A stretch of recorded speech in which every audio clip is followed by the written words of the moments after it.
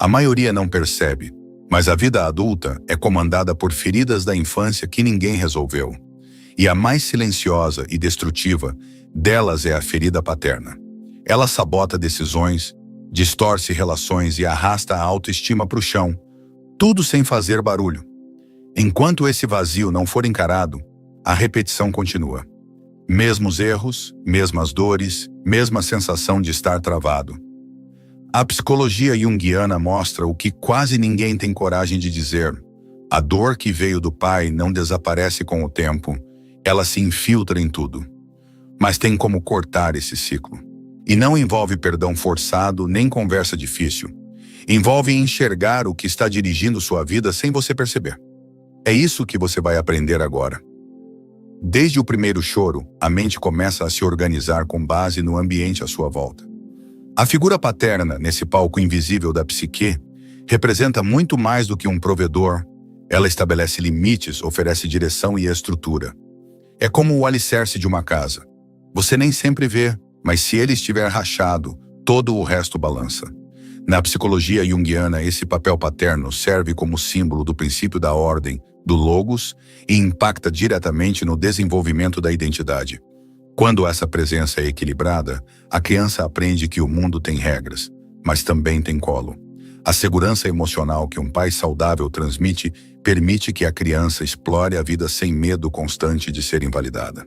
É nessa fase que o inconsciente começa a registrar padrões, como se comportar, quando confiar, o que esperar dos outros. Ferida paterna não começa com um grito. Muitas vezes começa com silêncio demais. Imagine uma criança que é constantemente corrigida, mas raramente reconhecida. Ela cresce ouvindo que precisa fazer mais, ser mais.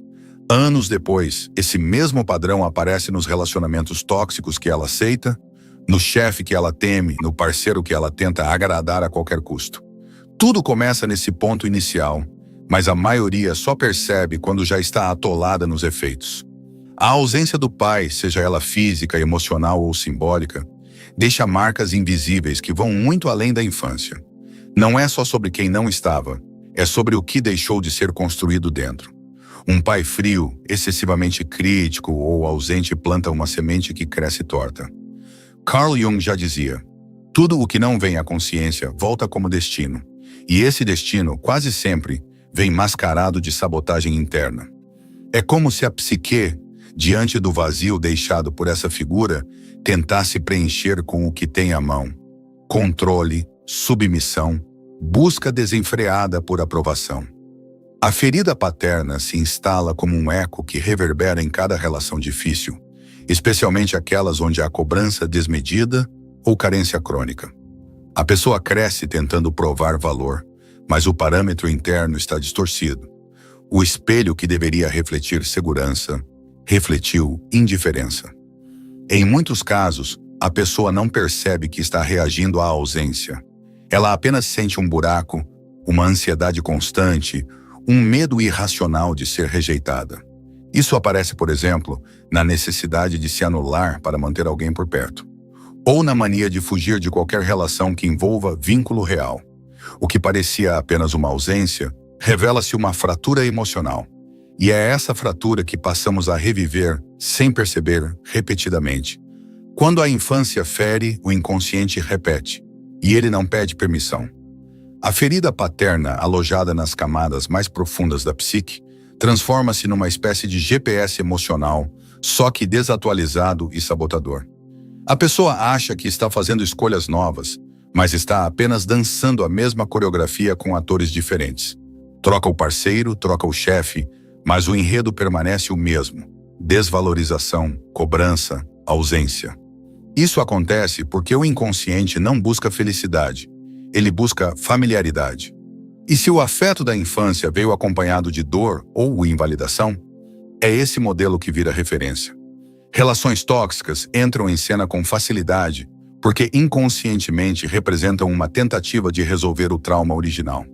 É como se, a cada novo vínculo, a criança interior dissesse: dessa vez vai ser diferente. Só que não é. Não até que se enxergue o padrão. Para identificar esses ciclos, Um bom exercício é anotar os momentos mais intensos de frustração nos relacionamentos e perceber o que eles têm em comum. Com quem você se sentia assim quando era pequeno? A psicologia junguiana nos lembra que a sombra não quer ser negada, ela quer ser vista. E esse reconhecimento é o primeiro passo para quebrar o ciclo. Mas antes disso, é preciso olhar para quem está repetindo o roteiro. A criança interior. Dentro de cada adulto frustrado, existe uma criança que só queria ser vista. Quando essa criança buscava o olhar do pai e recebeu silêncio, crítica ou distância, ela se adaptou. Virou boazinha, virou forte, virou independente. Mas tudo isso é fachada. Por trás está a ferida paterna, esperando por reconhecimento. Carl Jung chamaria isso de persona, o disfarce social que vestimos para sobreviver, não para viver. Essa adaptação cria dois caminhos perigosos: a carência afetiva que implora por amor em qualquer canto, ou a evasão afetiva que foge de qualquer vínculo emocional mais profundo. E veja, ambos são sintomas da mesma dor. Não é que a pessoa goste de sofrer ou tenha dedo podre, é que ela aprendeu, cedo demais, que amor vem com condições. Então repete a dose, achando que se fizer tudo certo dessa vez, vai receber o que faltou. Um bom começo de mudança é observar quando você se sente infantilizado nas relações, aquela reação desproporcional, aquele medo irracional de ser rejeitado. Nesses momentos, não é o adulto quem responde, é a criança interior. E essa criança, antes de qualquer consolo, precisa ser escutada. Mas para escutar de verdade, é preciso entender a linguagem que ela usa. E é aí que o inconsciente começa a se manifestar. O inconsciente não escreve bilhetes, ele desenha símbolos. Ele fala por imagens, padrões, sonhos e sensações que parecem sem sentido à primeira vista. Jung entendeu isso como a principal linguagem da psique, uma comunicação indireta, mas profundamente reveladora. Quando ignoramos esses sinais, a vida trata de repeti-los em situações cada vez mais intensas, até que algo finalmente se torne consciente. Padrões como sempre atrair parceiros indisponíveis, sentir-se pequeno diante de figuras de autoridade ou viver em constante sabotagem emocional, são tentativas simbólicas de expressar a ferida paterna. O inconsciente não quer te punir, ele quer que você perceba. O símbolo não mente, ele persiste. Um homem que sonha repetidamente com portas trancadas pode estar lidando com bloqueios emocionais herdados da figura paterna. Uma mulher que se vê sempre caindo nos mesmos tipos de relacionamentos tóxicos está reagindo a um roteiro invisível. O importante não é só interpretar, é integrar. E essa integração começa a acontecer quando usamos o mundo exterior como espelho. Relacionamentos não inventam feridas, apenas revelam as que já estavam ali. Cada relação disfuncional é um reflexo preciso daquilo que ainda pulsa no inconsciente. Aquele parceiro que te abandona, o amigo que te manipula, o chefe que te humilha, todos são espelhos simbólicos de uma dinâmica não resolvida. Na psicologia junguiana, esses reflexos são convites à consciência, e ignorá-los é prolongar o ciclo da dor. A ferida paterna, por exemplo, muitas vezes se manifesta na escolha repetida de pessoas que representam a mesma frieza, o mesmo distanciamento ou julgamento que um dia partiu da figura do pai. Não é escolha racional, é reação automática. E isso explica por que tanta gente sabe que uma relação é ruim, mas não consegue sair dela. O espelho emocional não está mostrando o outro, mas sim a criança interior ferida que ainda espera ser validada. Essas reações não são aleatórias, são mapas. E onde há incômodo, há um espelho. Ao invés de fugir, encare a pergunta: o que isso diz sobre o que ainda está vivo em mim? Quando essa consciência se instala, o campo interno muda. E quando o interno muda, a individuação começa. Individuar-se é sair do piloto automático emocional. É parar de viver como resposta ao passado e começar a viver com presença. Na psicologia junguiana, esse processo não é sobre perfeição, mas sobre integração. E um dos maiores enganos é achar que curar a ferida paterna exige reconciliação com o pai. Não exige. O que exige é olhar para dentro e parar de entregar seu valor nas mãos de quem não soube reconhecê-lo. O adulto que busca aprovação constante está, na verdade, tentando resgatar a criança que um dia não foi vista. E enquanto essa necessidade não é reconhecida, ela contamina decisões, relacionamentos e a própria autoestima. A individuação rompe esse ciclo. Começa com pequenas atitudes: dizer não sem culpa, sair de lugares que só machucam, não correr atrás de migalhas emocionais. Tudo isso, aos poucos, fortalece o eixo interno. Exemplos reais disso são pessoas que, após anos em ambientes tóxicos, escolhem mudar de cidade, trocar de profissão ou simplesmente cortar laços com figuras que as invalidam. E não é fuga, é presença. A ferida paterna começa a cicatrizar quando a pessoa entende que não precisa mais de permissão para existir. Esse é o ponto de virada. Mas manter esse novo estado exige uma coisa: trabalho interno contínuo. A cura emocional não acontece num fim de semana de autoconhecimento. Ela é um processo com altos e baixos, pausas, recaídas e recomeços.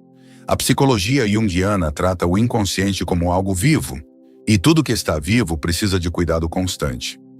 Bloqueios emocionais não são apenas obstáculos psicológicos. Eles travam escolhas, sabotam relações e drenam energia vital. A ferida paterna, quando ignorada, vira exatamente isso: uma barreira invisível entre o que se deseja e o que se vive. A pessoa pode até se esforçar, mas é como dirigir com o freio de mão puxado.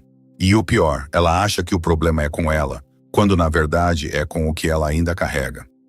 Muitos sentem isso na pele: dificuldade de confiar, medo de se entregar ou uma sensação de não merecimento quando algo bom acontece. Esses são sintomas clássicos de bloqueios ligados à criança interior.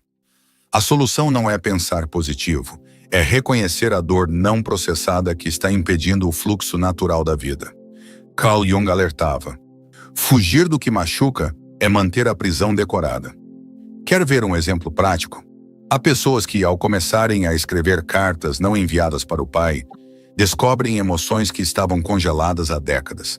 Não para culpar, mas para tirar de dentro. Essa liberação emocional abre espaço. E quando há espaço interno, novas relações surgem. Relações baseadas em afinidade e consciência. E é nesse ponto que a autovalidação se torna mais do que um conceito. Vira liberdade emocional. Autovalidação é isso: a capacidade de se reconhecer sem depender do aplauso alheio. Não é arrogância, é maturidade emocional. Quando a ferida paterna não é curada, a pessoa vive esperando que o mundo repare o que o pai não conseguiu dar. Mas o mundo não vai. E isso não é pessimismo, é libertação. O que muda tudo é entender que sua aprovação tem que ser mais alta que a dos outros. Quando a criança interior começa a ser respeitada internamente, o externo se reorganiza. Você passa a escolher com critério e não com carência. E isso tem um efeito prático: menos drama, menos culpa, mais clareza. Exemplo claro disso são pessoas que, após anos buscando relacionamentos intensos, percebem que intensidade não é sinônimo de vínculo saudável. Começam a preferir paz, presença, parceria e não jogos emocionais. Essa mudança não acontece num clique, mas começa com uma decisão: parar de aceitar migalhas e se dar banquetes internos. Porque só quem se valida consegue, de fato, se libertar da repetição inconsciente. Viver preso ao passado é como tentar atravessar uma ponte carregando pedras que nem são suas. A ferida paterna cria exatamente isso: um ciclo onde a pessoa reage ao presente como se ainda estivesse na infância, buscando aprovação, temendo rejeição, duvidando de si. Mas chega uma hora em que repetir não dá mais. E o que começa como dor pode se transformar em decisão. A decisão de não se reduzir à ferida. Carl Jung já dizia que aquilo que negamos nos controla. Por isso, a libertação não é sobre esquecer o passado, é sobre não deixá-lo dirigir sua vida. Você pode ter sido negligenciado, subestimado, invalidado. Mas agora tem escolhas. E o que define sua liberdade não é o que te aconteceu, mas o que você faz com isso. A repetição inconsciente vira criação consciente quando há presença, quando há escolha deliberada. Libertar-se do padrão não significa que nunca mais vai doer, mas significa que você não vai mais se ajoelhar diante dessa dor. E isso tem consequências práticas. Ao invés de se sabotar em uma entrevista, você se posiciona. Ao invés de implorar por amor, você se retira. Ao invés de repetir, você ressignifica. E cada vez que faz isso, você fortalece a consciência. Mas é bom lembrar, consciência não significa perfeição. E é aí que entra o próximo ponto. Despertar não é linear e nem sempre é bonito. Há dias em que tudo parece fazer sentido. E outros em que a pessoa cai nos mesmos buracos emocionais de antes. E tá tudo certo. Na psicologia junguiana, isso é natural. A ferida paterna é antiga, tem raízes profundas, e tentar arrancá-la de uma vez só é como tentar curar uma fratura correndo uma maratona. O importante aqui é não se identificar com a recaída. Repetir um padrão não significa que você está no ponto zero de novo. Significa apenas que mais uma camada da sombra está vindo à tona. E isso é um bom sinal. Mostra que o inconsciente está se movimentando, revelando partes que ainda precisam de atenção. A criança interior, nesses momentos, não quer bronca, quer acolhimento. E acolher não é passar a mão na cabeça, é dar estrutura emocional ao que foi rompido. Um exemplo prático é quando você se vê, novamente, se humilhando por alguém. Em vez de se afundar em culpa, pare, respire e pergunte: o que em mim achou que precisava disso de novo? Esse tipo de questionamento quebra o ciclo e fortalece a consciência. A dor vira dado. E dado é poder. Cada pequena recaída, quando vista com lucidez, vira alavanca para a próxima transformação. Porque a transformação, quando bem feita, deixa legado. Carl Jung não escreveu para impressionar acadêmicos. Ele escreveu para quem quer entender a si mesmo. E é por isso que, até hoje, suas ideias ecoam com tanta força. Ele nos ensinou que a psique não quer perfeição, quer integração. A ferida paterna, nesse sentido, não é um obstáculo a ser evitado, mas um portal. Um chamado para que a criança interior pare de gritar e comece a ser ouvida com maturidade. Essa escuta transforma, e não só o indivíduo, mas tudo à sua volta. Quando alguém decide fazer esse trabalho interno com seriedade, quebra ciclos familiares que se arrastaram por gerações. Já não educa filhos com base no medo. Já não entra em relações para suprir a ausência, mas para compartilhar presença. Essa mudança, mesmo que silenciosa, muda o mundo. Porque mudar o mundo, no fim das contas, começa dentro de casa e dentro da mente. A psicologia junguiana nos entrega ferramentas valiosas. Análise dos sonhos, diálogo com a sombra, observação dos arquétipos. Mas tudo isso só ganha força quando aplicado com verdade. Transformação real não é sobre se tornar a melhor versão de si mesmo, mas sobre integrar o que foi rejeitado. É isso que cura, e é isso que prepara o terreno para tudo o que ainda está por vir.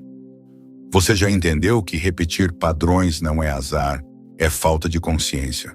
E agora, com esse conhecimento, não tem mais desculpa para aceitar migalhas emocionais, engolir silêncios ou se perder tentando agradar quem nunca te enxergou. Tudo o que você precisa para mudar começa com uma escolha. Parar de agir como reflexo da ferida e começar a viver como alguém que finalmente entendeu o próprio valor. Aplicar isso exige coragem, sim. Mas mais ainda, exige presença. E se você chegou até aqui, já tem mais ferramenta do que 90% das pessoas que seguem se sabotando sem nem saber por quê. Então comece pequeno, mas comece